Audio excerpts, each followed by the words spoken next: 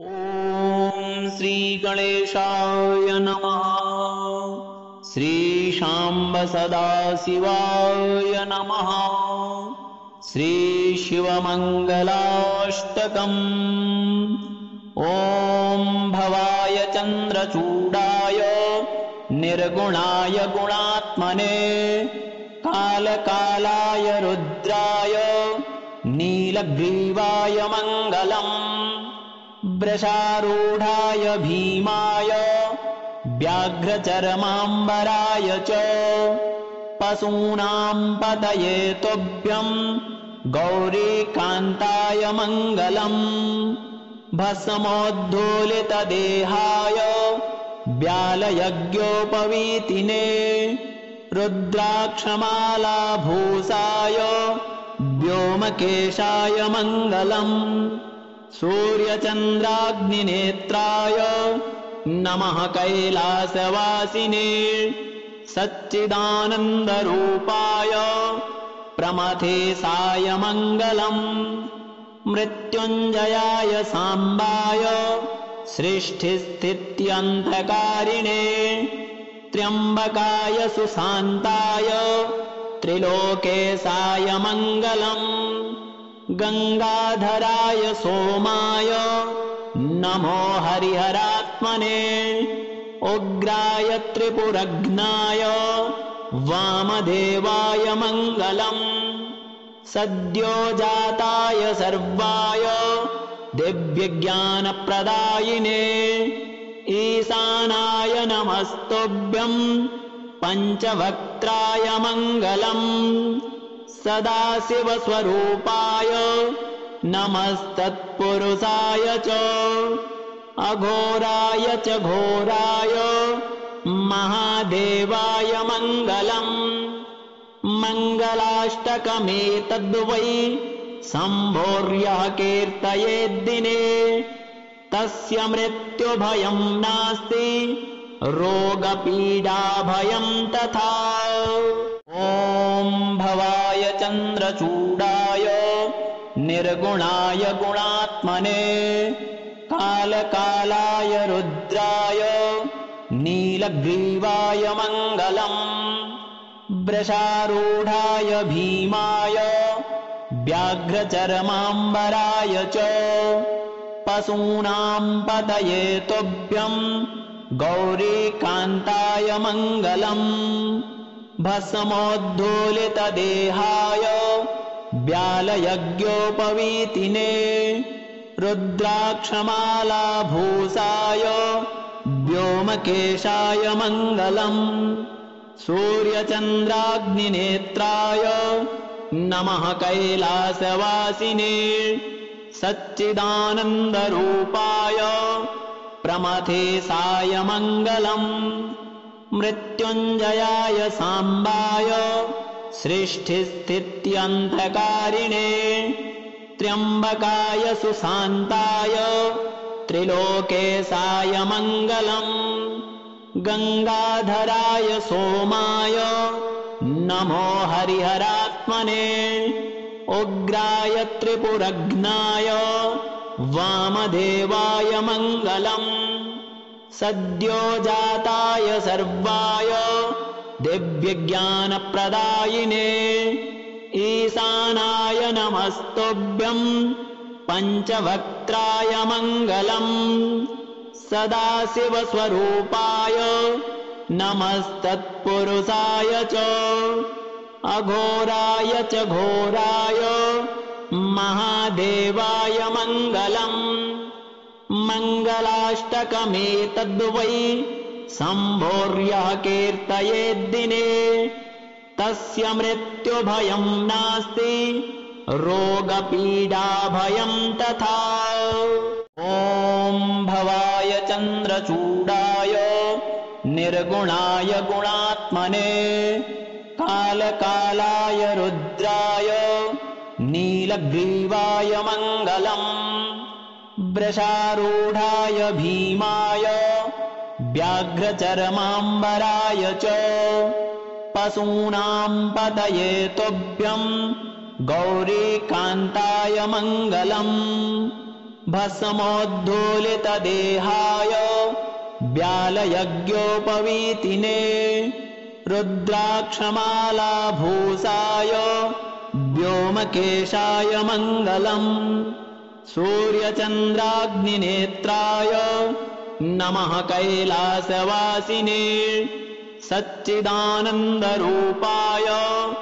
प्रमथेशाय मङ्गलम् मृत्युञ्जयाय साम्बाय सृष्टिस्थित्यन्तकारिणे त्र्यम्बकाय सुशान्ताय त्रिलोकेशाय मङ्गलम् गङ्गाधराय सोमाय नमो हरिहरात्मने उग्राय त्रिपुरघ्नाय वामदेवाय मङ्गलम् सद्योजाताय सर्वाय दिव्यज्ञानप्रदायिने ईशानाय नमस्तुभ्यम् पञ्चवक्त्राय मङ्गलम् सदाशिवस्वरूपाय नमस्तत्पुरुषाय च अघोराय च घोराय महादेवाय मङ्गलम्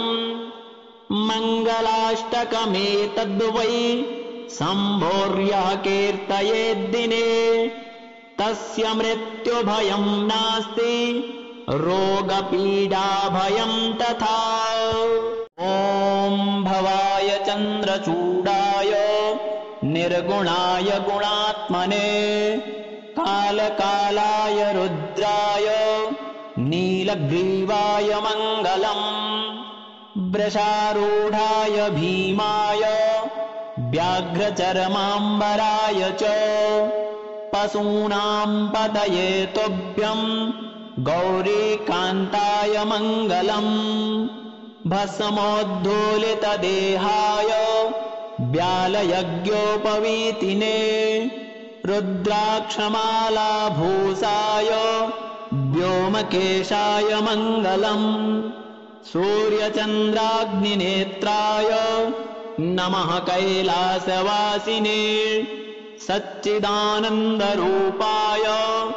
प्रमथेशाय मङ्गलम् मृत्युञ्जयाय साम्बाय सृष्टिस्थित्यन्तकारिणे त्र्यम्बकाय सुशान्ताय त्रिलोकेशाय मङ्गलम् गङ्गाधराय सोमाय नमो हरिहरात्मने उग्राय त्रिपुरघ्नाय वामदेवाय मङ्गलम् सद्योजाताय सर्वाय दिव्यज्ञानप्रदायिने ईशानाय नमस्तुभ्यम् पञ्चवक्त्राय मङ्गलम्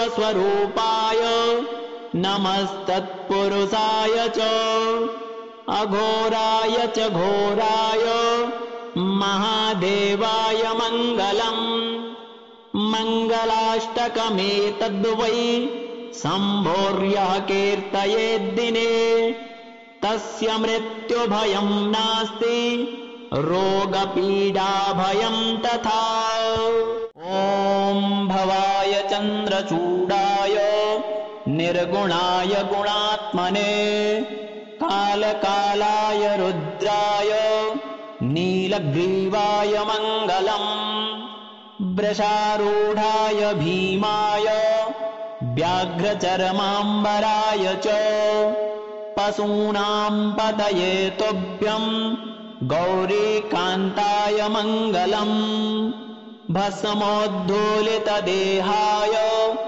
व्यालयज्ञोपवीतिने रुद्राक्षमालाभूषाय व्योमकेशाय मङ्गलम् सूर्यचन्द्राग्निनेत्राय नमः कैलासवासिने सच्चिदानन्दरूपाय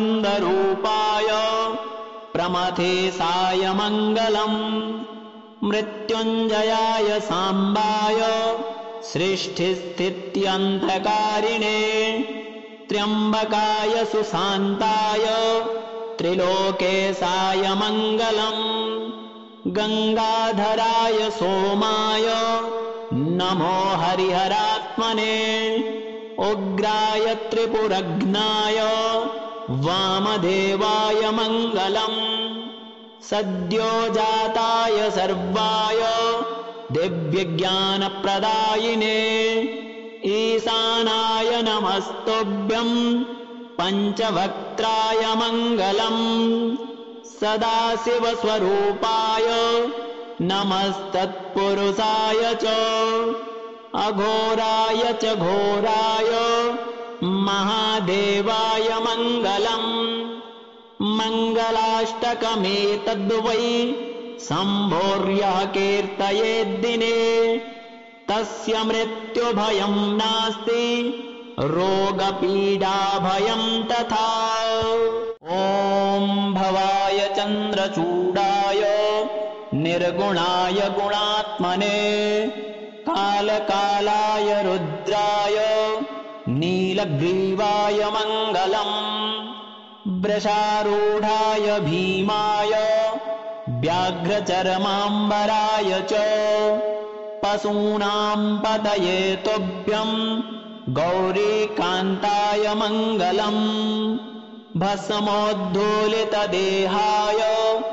व्यालयज्ञोपवीतिने रुद्राक्षमालाभूषाय व्योमकेशाय मङ्गलम् सूर्यचन्द्राग्निनेत्राय नमः कैलासवासिने सच्चिदानन्दरूपाय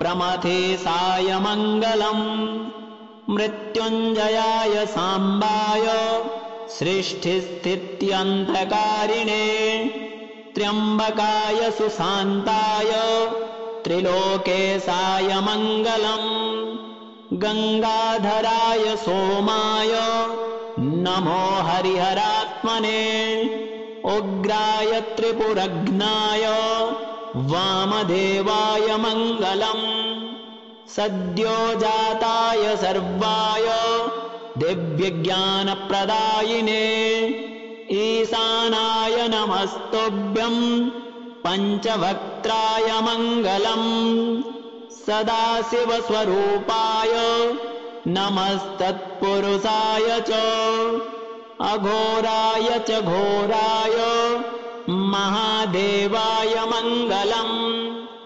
मङ्गलाष्टकमेतद्वै शम्भोर्यः कीर्तयेद्दिने तस्य मृत्युभयं नास्ति रोगपीडाभयं तथा ॐ भवाय चन्द्रचूडाय निर्गुणाय गुणात्मने कालकालाय रुद्राय नीलग्रीवाय मङ्गलम् वृषारूढाय भीमाय व्याघ्रचर्माम्बराय च पशूनां पतये तुभ्यं गौरीकान्ताय मङ्गलम् भस्मोद्धूलितदेहाय व्यालयज्ञोपवीतिने रुद्राक्षमालाभूषाय व्योमकेशाय मङ्गलम् सूर्यचन्द्राग्निनेत्राय नमः कैलासवासिने सच्चिदानन्दरूपाय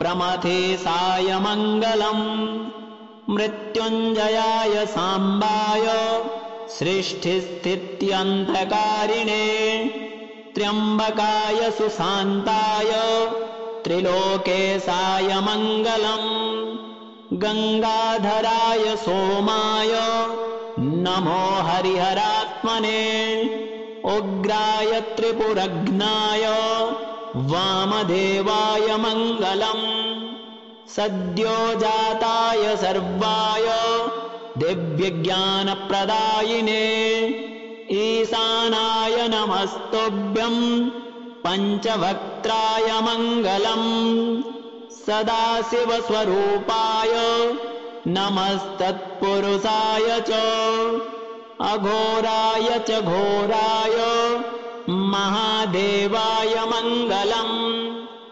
मङ्गलाष्टकमेतद्वै शम्भोर्यः कीर्तयेद्दिने तस्य मृत्युभयं नास्ति रोगपीडाभयं तथा। ॐ भवाय चन्द्रचूडाय निर्गुणाय गुणात्मने कालकालाय रुद्राय नीलग्रीवाय मङ्गलम्। वृषारूढाय भीमाय व्याघ्रचर्माम्बराय च पशूनां पतये तुभ्यं गौरीकान्ताय मङ्गलम्। भस्मोद्धूलितदेहाय व्यालयज्ञोपवीतिने रुद्राक्षमालाभूषाय व्योमकेशाय मङ्गलम्। सूर्यचन्द्राग्निनेत्राय नमः कैलासवासिने सच्चिदानन्दरूपाय प्रमथेशाय मङ्गलम्। मृत्युञ्जयाय साम्बाय सृष्टिस्थित्यन्तकारिणे त्र्यम्बकाय सुशान्ताय त्रिलोकेशाय मङ्गलम्। गङ्गाधराय सोमाय नमो हरिहरात्मने उग्राय त्रिपुरघ्नाय वामदेवाय मङ्गलम्। सद्योजाताय सर्वाय दिव्यज्ञानप्रदायिने ईशानाय नमस्तुभ्यं पञ्चवक्त्राय मङ्गलम्। सदाशिवस्वरूपाय नमस्तत्पुरुषाय च अघोराय च घोराय महादेवाय मङ्गलम्। मङ्गलाष्टकमेतद्वै शम्भोर्यः कीर्तयेद्दिने तस्य मृत्युभयं नास्ति रोगपीडाभयं तथा। ॐ भवाय चन्द्रचूडाय निर्गुणाय गुणात्मने कालकालाय रुद्राय नीलग्रीवाय मङ्गलम्। वृषारूढाय भीमाय व्याघ्रचर्माम्बराय च पशूनां पतये तुभ्यं गौरीकान्ताय मङ्गलम्। भस्मोद्धूलितदेहाय व्यालयज्ञोपवीतिने रुद्राक्षमालाभूषाय व्योमकेशाय मङ्गलम्। सूर्यचन्द्राग्निनेत्राय नमः कैलासवासिने सच्चिदानन्दरूपाय प्रमथेशाय मङ्गलम्। मृत्युञ्जयाय साम्बाय सृष्टिस्थित्यन्तकारिणे त्र्यम्बकाय सुशान्ताय त्रिलोकेशाय मङ्गलम्। गङ्गाधराय सोमाय नमो हरिहरात्मने उग्राय त्रिपुरघ्नाय वामदेवाय मङ्गलम्। सद्योजाताय सर्वाय दिव्यज्ञानप्रदायिने ईशानाय नमस्तुभ्यं पञ्चवक्त्राय मङ्गलम्। सदाशिवस्वरूपाय नमस्तत्पुरुषाय च अघोराय च घोराय महादेवाय मङ्गलम्। मङ्गलाष्टकमेतद्वै शम्भोर्यः कीर्तयेद्दिने तस्य मृत्युभयं नास्ति रोगपीडाभयं तथा। ॐ भवाय चन्द्रचूडाय निर्गुणाय गुणात्मने कालकालाय रुद्राय नीलग्रीवाय मङ्गलम्। वृषारूढाय भीमाय व्याघ्रचर्माम्बराय च पशूनां पतये तुभ्यं गौरीकान्ताय मङ्गलम्।